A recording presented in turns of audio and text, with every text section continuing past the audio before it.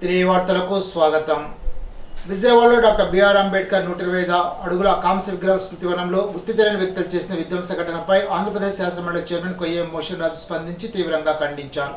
ఇది భారత రాజ్యాంగంపై దాడి చేయడమేనని, అంబేద్కర్ ప్రపంచ మేధావిగా కీర్తించబడుతున్న వేళ ఇలాంటి సంఘటనలు జరగడం చాలా బాధాకరమని అన్నారు. దోషులు కఠినంగా శిక్షించాలని ఆయన ప్రభుత్వాన్ని కోరారు. ఇలాంటి సంఘటనలు ఎవరి విగ్రహాల విషయాల్లో జరగకూడదని ఆయన అన్నారు. నమస్కారం. ఇటీవల కాలంలో విజయవాడలో నిర్మించినటువంటి సామాజిక చిహ్నంగా దళితులు సమాజం భావిస్తున్నటువంటి డాక్టర్ బాబాసాహెబ్ అంబేద్కర్ యొక్క విగ్రహ సముదాయంలోకి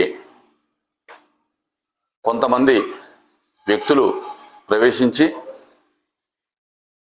ఆ విగ్రహ ధ్వంసానికి ప్రయత్నం చేసేటువంటి క్రమంలో అక్కడ ఉన్నటువంటి కొన్ని శిలాఫలకాలని తొలగించటం, ఆ యొక్క స్మృతివనంలో ఉన్నటువంటి కొన్ని వస్తువుల్ని పాడు చేయటం అనేది చాలా బాధాకరం.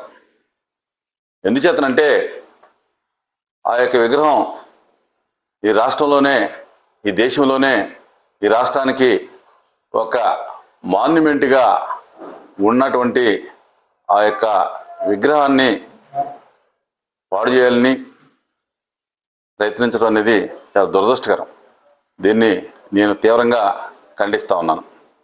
ఎందుచేతంటే డాక్టర్ బాబాసాహెబ్ అంబేద్కర్ అంటే ఒక రాజ్యాంగ నిర్మాతగానే కాకోకుండా ఆయన ఒక ప్రపంచ మేధావిగా, ఈ ప్రపంచానికి ఒక దిక్చూసిగా, అనేక మంది విద్యావేత్తలకి ఆదర్శంగా, అనేక దేశాలకి స్ఫూర్తిగా ఉన్నటువంటి ఆ యొక్క మహానుభావుని యొక్క విగ్రహ సముదాయంలోకి అటువంటి వ్యక్తులు వెళ్ళటం బాధాకరం.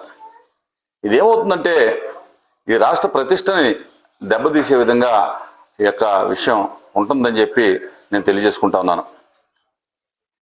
ఈ యొక్క దళితులు, అణగారిన వర్గాలు, పేద వర్గాలు ఈ రోజున అభివృద్ధి చెందారు, అభివృద్ధి చెందుతున్నారంటే కనుక ఆయన యొక్క అంబేద్కర్ యొక్క ఆలోచన విధానం అని చెప్పి నేను తెలియజేస్తా ఉన్నా.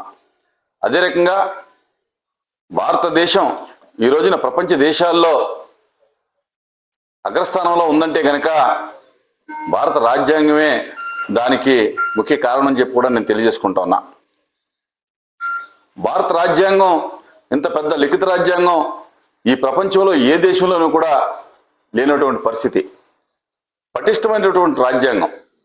ఈ రోజున ఈ దేశం అనేక కులాలు, అనేక మతాలు, అనేక ప్రాంతాలు, అనేక భాషలు, అనేక సంస్కృతులతో ఉన్నటువంటి ఈ భారతదేశం, ఏకత్వంలో భిన్నత్వం కలిగినటువంటి ఈ భారతదేశం ఇంత పటిష్టంగా ఉండటానికి ముఖ్య కారణం మన భారత రాజ్యాంగం, దాని రచన విధానం.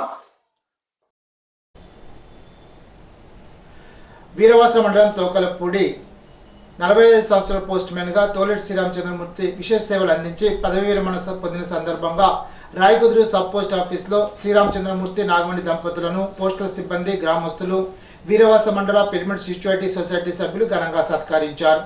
మెయిల్ ఓవర్సీస్ భీమవరం సబ్ డివిజన్కు చెందిన బి రమణ పాల్గొని శ్రీరామచంద్రమూర్తి సేవలను కొనియాడారు. కార్యక్రమంలో రాయకుదురు సబ్ పోస్ట్ మాస్టర్ టిఆర్హెచ్ఎస్ భగవాన్ గుప్తా, తోకలపూడి బీపీఎం జీకే రాజు, రాయకుదురు పోస్ట్ మ్యాన్ సూర్యతేజ ప్రసాద్, ముఖేష్ సల్మాన్, వర్షిత మౌనిక్, గ్రామస్తులు తమ్మ సత్యనారాయణ, లొల్ల సీతారాం ప్రసాద్, పిరమిడ్ సిస్చువాలిటీ సొసైటీ జిల్లా కోఆర్డినేటర్ కేవిడి ప్రసాదులు, సభ్యులు పులిశెట్టి బాబీ, తేడ నాగరాజు తదితరులు శ్రీరామచంద్రమూర్తి దంపతులను ఘనంగా సన్మానించారు. శనివారం ఎలమంచిలి మండలంలో మంత్రి నిమ్మల రామానాయుడు పలు పనులకు శ్రీకారం చుట్టారు. గంగడపాలెంలో 10 లక్షలతో సీసీ రోడ్డుకు శంకుస్థాపన, 12 లక్షలతో ఫుట్పాత్ బ్రిడ్జ్ ప్రారంభోత్సవం, మట్లపాలెంలో 10 లక్షలతో సీసీ రోడ్డుకు శంకుస్థాపన, ఉన్నత పాఠశాలలో మీటింగ్ హాలుకు 20 లక్షలతో శంకుస్థాపన, నాండిమెరక గ్రామంలో సీసీ రోడ్డుకు 10 లక్షలతో శంకుస్థాపన, వడ్డిలంక గ్రామంలో 10 లక్షలతో సీసీ రోడ్డుకు శంకుస్థాపన చేశారు. ఈ సందర్భంగా ఏర్పాటు చేసిన సభలో మంత్రి నిమ్మల రామానాయుడు మాట్లాడారు. ఎలమంచిలి మండలం గంగడపాలెం, నార్నమెరక, మట్లపాలెం, వడ్డిలెంక గ్రామాలలో 72 లక్షల అభివృద్ధి శంకుస్థాపన ప్రారంభోత్సవ కార్యక్రమాల సందర్భంగా గ్రామాల్లోకి వస్తూ ఉన్నప్పుడు ఇవాళ ప్రజల నుంచి చాలా ఆనందం, సంతోషం కలుగుతూ ఉంది. వాళ్ళందరూ కూడా ఒకటే చెప్తూ ఉన్నారు, గత 5 సంవత్సరాల రాక్షస పాలన నుంచి విముక్తులయ్యి ఇప్పుడు మళ్ళీ ఒక ప్రజా పరిపాలన మేము గత 50 రోజుల నుంచి కూడా చూస్తూ ఉన్నాము. ఏదైతే గత 5 సంవత్సరాల్లో సంతోషం వస్తే కనీసం నవ్వడానికి కూడా మాకు ఆంక్షలు ఉండేవి, బాధ కష్టం వస్తే కనీసం కన్నీళ్లు పెట్టుకోవడానికి కూడా ఆ రోజు పర్మిషన్లు తీసుకునేటువంటి విధంగా ఆ రోజు రాక్షస పాలన, ఒక నియంతృత్వ నిరంకుశత్వమైనటువంటి విధ్వంసమైనటువంటి పాలనను ఆ రోజు 5 సంవత్సరాల్లో మేము చూసాం. కానీ ఈరోజు 5 సంవత్సరాల్లో చూస్తూ ఉన్నాం, రాష్ట్రం ఇన్ని కష్టాల్లో ఉన్నా, ఇన్ని అప్పుల్లో ఉన్నా ఈరోజు చంద్రబాబు నాయుడు గారు, పవన్ కళ్యాణ్ గారు, నరేంద్ర మోడీ గారి యొక్క సహకారంతో ఇచ్చినటువంటి మాటను ఒక్కొక్కటి నిలబెట్టుకుంటూ మా గౌరవాన్ని నిలుపుతున్నారని చెప్పి వేళ మహిళలు మాట్లాడుతున్నటువంటి పరిస్థితి. ఆ రోజు 2,000 రూపాయలు పెంచిన 3,000 రూపాయలు పెంచుతానని ఆ రోజు పాదయాత్రలో ఓదరగొట్టినటువంటి జగను అధికారంలోకి వచ్చాక మాట తప్పి ఆ 1,000 రూపాయలు పెంచడానికి 5 సంవత్సరాల టైము, అప్పుడు 250 ఇచ్చి 30,000 రూపాయలు మమ్మల్ని నష్టపోయేలాగా చేశాడని చెప్పి వృద్ధులు, వితంతులు, దివ్యాంగులు చెప్తున్నటువంటి పరిస్థితి. కానీ చంద్రబాబు నాయుడు గారు అధికారంలోకి వచ్చినటువంటి మొదటి నెలలోనే, మొదటి తేదీనే ఈవేళ 3,000 రూపాయలు పెంచింది 4,000 రూపాయలకి పెంచి, అది కూడా పాత 3 నెలలు ఏదైతే వాగ్దానం చేసినటువంటి రోజు నుంచి కలిపి 7,000 రూపాయలు మా ఇంటికి, మా గడప దగ్గరికి, అది కూడా సాక్షాత్ ఒక రాష్ట్ర ముఖ్యమంత్రి వచ్చి మా ఇంటికి వచ్చి ఇస్తూ ఉన్నాడు. 3,000 రూపాయల దివ్యాంగులు పెంచిన 6,000 రూపాయలకి పెంచిస్తూ ఉన్నారు. ఆ రోజు కూడా ఈ యొక్క తెలుగుదేశం జనసేన ప్రభుత్వం వస్తే పంచాయతీల చుట్టూ, ఏదైతే బ్యాంకుల చుట్టూ తిరగాలని మాకు ఎన్నో అసత్యాలు, అబద్ధాలు, కథలు చెప్పారు. కానీ ఈవేళ మేము చూస్తూ ఉన్నాం, ఈవేళ 1వ తేదీ వచ్చిందంటే మా ఇంట్లో పండుగ మాదిరిగా ఉంటుంది. మధ్యాహ్నానికే 5-6 గంటలకే మా ఇంటిలో, మా గడప దగ్గర మాకు పింఛను అందుతుందని ఈవేళ వాళ్ళందరూ కూడా ఎంతో సంతృప్తిని వ్యక్తం చేస్తున్నటువంటి పరిస్థితి. పాలకొల్లులో పేద మహిళలైన టిడ్కో లబ్ధిదారులు కొత్తగా బ్యాంకు రుణాలకు వెళ్లవద్దని రాష్ట్ర జలవనరుల శాఖ మంత్రి నిమ్మల రామానాయుడు తెలిపారు. ఆయన పురపాలక సంఘ కార్యాలయ సమావేశంలో పట్టణంలో అభివృద్ధి పనులపై సంబంధిత పురపాలక అధికారులతో సమీక్ష నిర్వహించారు. అభివృద్ధి పనుల్లో అలసత్వం తగదని, పనులు త్వరితగతంగా జరగడంతో పాటు ప్రజలకు ఇబ్బంది లేకుండా విధులు నిర్వహించాలని మంత్రి రామానాయుడు ఆదేశించారు. ఈ సందర్భంగా విలేకరులతో మాట్లాడారు. టిడ్కో గృహాలకు సంబంధించి టీడీపీ ప్రభుత్వ హయాంలో 90% నిర్మాణాలు పూర్తయితే గత వైసీపీ ప్రభుత్వంలో అరబస్తా సిమెంటు, రూపాయి పని నోచుకోలేదని అన్నారు. టీడీపీ పూర్తి చేసిన గృహాలను బ్యాంకులో తాకట్టు పెట్టి లబ్ధిదారులను రుణగ్రస్తులు చేయడంతో పాటు ఆ సొమ్మును జగన్ ప్రభుత్వం మళ్లించుకుందని అన్నారు. బ్యాంకు రుణాలు పొందిన లబ్ధిదారులు 500 మంది వరకు ఉన్నారని, వారంతా బ్యాంకుల్లో రుణాలు తీసుకోనవసరం లేదని మంత్రి రామానాయుడు తెలిపారు. మిగిలిన 10% గృహాలను పూర్తి చేయడంతో పాటు కాలనీలో మౌలిక వసతులు కల్పించాలని అధికారులను ఆదేశించామని తెలిపారు. పట్టణంలో అసంతృప్తిగా ఉన్న అభివృద్ధి పనులను పూర్తి చేసేలాగా దృష్టి సారించాలని అధికారులకు తెలిపినట్లు మంత్రి రామానాయుడు చెప్పారు. 5 సంవత్సరాల గత పాలనలో కనీసం ఎక్కడ కూడా ఒక్క రూపాయి పని చేయకుండా, దాని మీద ఇప్పుడు అధికారంలోకి వచ్చినటువంటి 50 రోజుల్లోనే విశ్రాంతి అనేది ఒక్క క్షణం కూడా తీసుకోకుండా, పర్టికులర్గా ఏదైతే మున్సిపాలిటీలో ప్రతి వారం ఎన్ని పనులు ఉన్నప్పటికీ కూడా రివ్యూ చేసుకుంటూ గత 5 సంవత్సరాల విధ్వంసాన్ని మళ్ళీ గాడిలో పెట్టి పునర్నిర్మాణం కోసం మేమందరం కూడా మరి తెలుగుదేశం, జనసేన, బీజేపీ నాయకులందరం కూడా ప్రయత్నం చేస్తూ ఉన్నాం.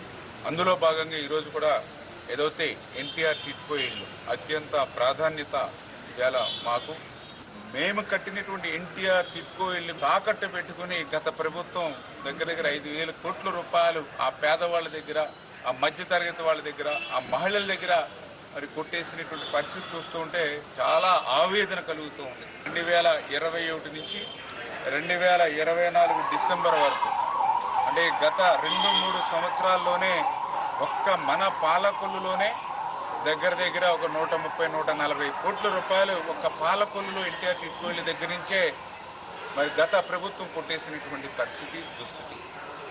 పోనీ వీళ్ళు 140-150 కోట్లు వీళ్ళ దగ్గర లోన్లు పేరు చెప్పి తీసుకుని పోనీ అవేమన్నా ఆ ఇల్లుకి ₹1 పెట్టారంటే నేను చెప్పనవసరంలా, మీకే తెలుసు. ఏదైతే ఒక్క అరబస్తా సిమెంట్ కానీ ₹1 కానీ 5 సంవత్సరాల్లో పెట్టినటువంటి పరిస్థితి ఎన్టీఆర్ టిట్కోయిల్లో మనం కనపడినటువంటి స్థితి. అందుకే ఈరోజు కూడా చాలా క్లియర్గా ఏదైతే టిట్కో ఎండీ గారితో కూడా మాట్లాడడం జరిగింది. ఏదైతే వాళ్ళు 5 సంవత్సరాల్లో చేయనటువంటి పని ఆ 10-15% బ్యాలెన్స్ వర్క్ ఏదైతే ఉందో అది మనం ఇమ్మీడియట్లీ కంప్లీట్ చేసుకోవాలనేది ఒకటి మన ప్రాధాన్యత. రెండవది ఏదైతే ఇంకా ఇళ్ళకి లోన్కి సంబంధించి బ్యాంకులకి ఎవరిని కూడా పంపించవద్దు, ఒక్కరికి కూడా లోన్ క్రియేట్ చేయొద్దని క్లియర్గా అధికారులకు కూడా ఇన్స్ట్రక్షన్స్ ఇవ్వడం జరిగింది. గత జగన్మోహన్ రెడ్డి ప్రభుత్వం మాట తప్పి మడమ తిప్పి మిమ్మల్ని బ్యాంకుల దగ్గరికి పంపించి మీ నెత్తి మీద 4-5 లక్షల రూపాయల అప్పు మీ నెత్తి మీద పెట్టింది. ఇంకా మన ఎన్డీఏ ప్రభుత్వంలో అప్పుతో సంబంధం లేదు, మీరెవ్వరూ కూడా బ్యాంకులకు పోనవసరం లేదు, మీకు బ్యాంకు లోన్ లేకుండానే అన్నమాట ప్రకారం ఉచితంగానే ఎవరైతే ఇంకా లోన్స్ తీసుకోకుండా అదృష్టవశాత్తు ఎవరైతే నిలబడి ఉన్నారో వాళ్ళకి ఉచితంగానే ఇవ్వాలనేటువంటిది నిర్ణయం. అందుకే ఇంకా దగ్గర 500 మంది లోన్స్ తీసుకోకుండా ఉన్నారని చెప్పారు. వాళ్ళందరూ కూడా ఎవ్వరూ లోన్కి వెళ్ళవలసిన అవసరం లేదని చెప్పి మీ ద్వారా ముందుగా మరి తెలియజేసుకుంటూ, ఇప్పుడు తూర్పుగోదావరి జిల్లా వార్తలు. ఉండాజోర మండలం మోర్తా జిల్లా పరిషత్ ఉన్నత పాఠశాలలో గత విద్యా సంవత్సరంలో ప్రతిభ కనపరిచిన విద్యార్థులకు ప్రోత్సాహ నిమిత్తం అన్నంరెడ్డి ప్రకాశ్రావు విమల దంపతులు 17,000 రూపాయల సాయాన్ని అందజేశారు. 3వ తరగతి నుండి 9వ తరగతి వరకు ఒక్కొక్క విద్యార్థికి 1,000 రూపాయలు, 10వ తరగతిలో ప్రథమ బహుమతిగా 5,000, ద్వితీయ బహుమతిగా 3,000, తృతీయ బహుమతిగా 2,000 ప్రకటించారు. పాఠశాల అభివృద్ధి కృషి చేస్తున్న ప్రకాశ్రావు దంపతులను విద్యా కమిటీ చైర్మన్ ఆకుల నరసింహారావు, ప్రధాన ఉపాధ్యాయుడు కె శ్రీనివాస్ అభినందించారు. ఈనాటి బంగారు మాట. జీవితం అంటే ఒక సమస్య నుంచి మరో సమస్యకు ప్రయాణం చేయడమే, అది లేని జీవితం ఉండదు. గౌతమ బుద్ధుడు. ఈ వార్తలు ఇంతటితో సమాప్తం. తిరిగి బిజినెస్లో కలుసుకుందాం. అంతవరకు సెలవు. నమస్కారం.